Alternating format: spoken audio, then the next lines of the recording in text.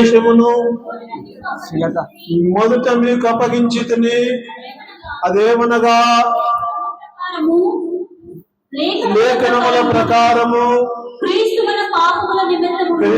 మన పాపముల నిమిత్తము వృద్ధి పొందెను, సమాధి చేయబడెను, లేఖనముల ప్రకారము మూడవ దినమున లేపబడెను. ఆయన కేఫాకును తరువాత 12 గురికి కనబడెను. అటుపిమ్మట 500 పైకి ఎక్కువైన సహోదరులకు ఒక్క సమయమందే కనబడెను. వీరిలో అనేకులు ఇప్పటి వరకు నిలిచి ఉన్నారు, కొందరు నిద్రించిరి.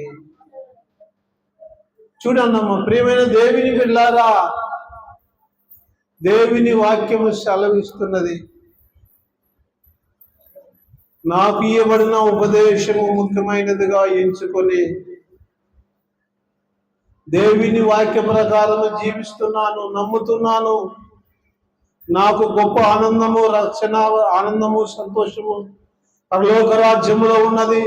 పరలోక రాజ్యములో నాకు గృహం ఉన్నది అని నమ్మి విశ్వాసం ఉంచి ఈ లోకములో జీవించినట్లయితే అది అక్కడ ఇల్లు ఉంటున్నది. అది విశ్వాసము లేకుండా జీవించితే ప్రయోజనం లేదు.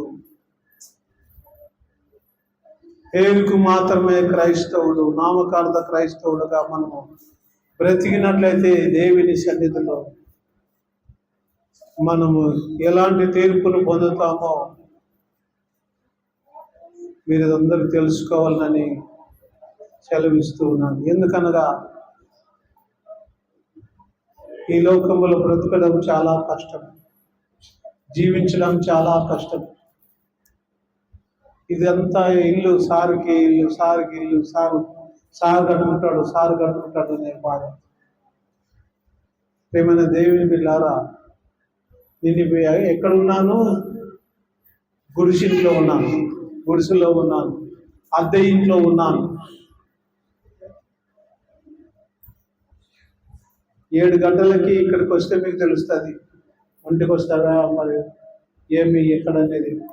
మేము 6:30 7 గంటలకల్లా ఇంటికి వస్తాం.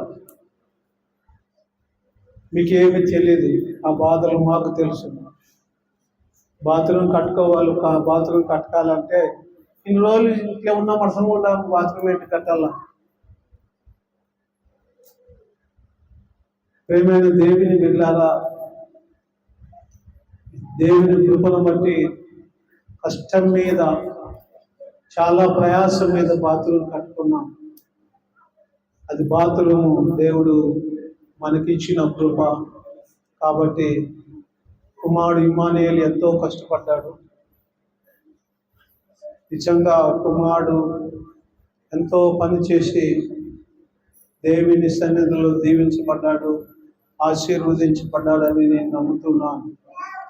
కాబట్టి నిఖిల్ పిల్లలందరూ, చాలా మంది యవనస్తులు, చిన్న ప్రసాద్ అందరూ, నాకు ప్రియమైన దేవుని పిల్లల నా పేర్లు చెప్పలేదు అనేది అని మీరు ఎవరు అనుకోవద్దండి. మీరు అందరు ఎవరెవరు పనిచేసినారో అది దేవునికి వాళ్ళందరూ పనిచేసినాడు. చిన్న ప్రసాద్, లింగన్న కుమారుడు, వాళ్ళందరూ పనిచేశాడు.